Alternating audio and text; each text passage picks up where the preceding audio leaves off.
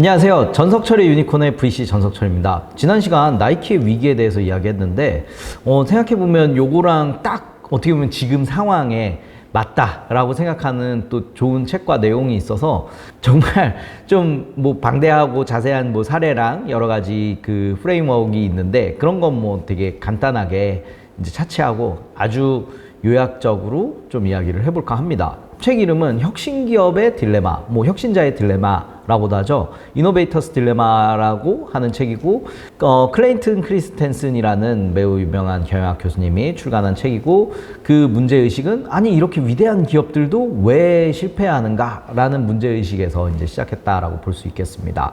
이게 딱 지금의 나이키 상황이랑 맞는 게 이렇게 선두 기업에 오르게 해준 그런 경영 관행이 바로 그 선두 기업에 이제 뭐 족쇄가 돼서 그 몰락을 예고하는 딜레마를 만든다라고 하고 있는데요. 궁극적으로 그러면 어떤 부분에 있어서의 그 몰락이 이제 뭐 본인의 성공 과정이 딜레마가 됐냐라고 할 때 크게 기술을 두 가지로 구분하면서 설명을 하고 있습니다. 이제 파괴적 기술과 지속적 기술이 있는데 이제 성공한 기업들은 본인들의 이제 성공 방식을 그동안 그대로 적용을 해서 점차적인 성장을 기업은 성장을 계속 추구해야 되기 때문에 유도하게 만들려고 하고 있고 그 성공 방식 그대로 차용을 해서 이제 지속적 혁신을 이뤄내는 그런 뭐 성장 방식을 이제 점차 만들려고 하는데 그때 본인들이 이제 무시하거나 아니면 굉장히 소홀하게 여겼던 분야에서 이제 파괴적 혁신 기술이 나타나고 파괴적 혁신 기술을 가진 이제 기업이나 그 파괴적 혁신 기술이 이제 기존의 지배 구조를 완전히 뒤바꾸고 기존 시장에서의 지배력을 매우 탈취해 간다라는 내용에 있습니다. 그래서 말씀드렸던 것처럼 이제 지속적 혁신과 파괴적 혁신이 나오는데 그거를 이제 어떤 프로세스를 통해서 이런 파괴적 혁신 기술이 신생기업에 의해서 이제 나타나고 잠식되게 되는지를 이렇게 약간 그 기재한 게 있는데 그것도 되게 재밌어요. 보면은 파괴적 기술은 처음에 이제 그런 거대 기업들, 위대한 기업들, 기존 기업들 내에서 이제 개발이 되는데 보통 그런 거대한 기업들 내에서 이제 마케팅 인력이나 아니면 시장 조사 인력들이 선도적으로 이제 고객의 반응을 먼저 알아본다고 합니다. 그러면서 이게 생각보다 이 기술에 대한 고객의 아직 반응이 없다, 약하다라고 하면서 기존 기업들이 이제 지속적 혁신으로 발전의 속도를 이제 정한다고 하고 그런 파괴적 혁신에 이제 가능성이 있는 것들은 이제 조금 더 눈 밖으로 이제 나게 돼요. 근데 그 사이에 신생 기업들이 창업을 하면서 아니 본인들은 이제 어떻게든 그 틈바구니 안에서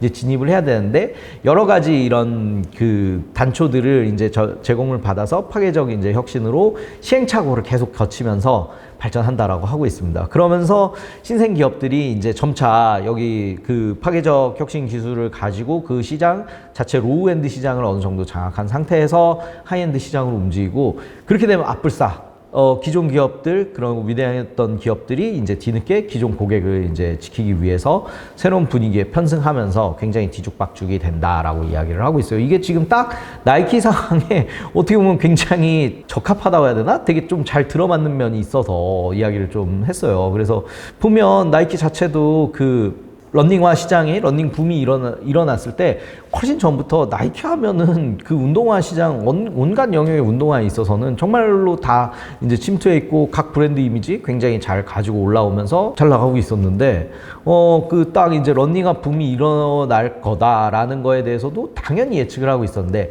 그 정도의 상황은 아닐 거다라는 그런 판단과 그리고 이제 본인들의 시장 지배력을 너무 과신했었던 것 같아요. 그래서 어떻게 보면 그런 유통 채널 좀 무시하고라도 이제 직접 판매를 통해서 본인들의 이제 이미지도 강화시키고 그 다음에 계속 이제 더 매우 초하이엔드 시장에 진입을 했었던 거잖아요. 그래서 한정판에 집중을 하면서 그런 한정판 초고가 제품에 이제 뭐랄까요, 객단가도 높이고 어떻게 보면 그 고급 이미지를 계속 심어주면서 좀 그런 보편적인 러닝화 시장에 대해서는 약간 좀 손을 놓았다라고 볼 수 있겠는데 딱 그게 어떻게 보면 지금 이 프로세스에 좀 들어맞는 게 그 사이에 호카나 그런 온 같은 그 브랜드들이 이 틈에 지금 다시 러닝화 붐이 있는 것 같은데 잘 개발해가지고 어떻게 보면 브랜드 이미지로 쫙 고객들한테 뿌리고 시장을 조금이라도 잠식해보자 라는 게 이제 성공적으로 진행이 되면서 어떻게 보면 본인들이 꽉 쥐고 있었던 시장을 자체를 좀 많이 내줬다 라고 볼 수 있겠습니다. 그러면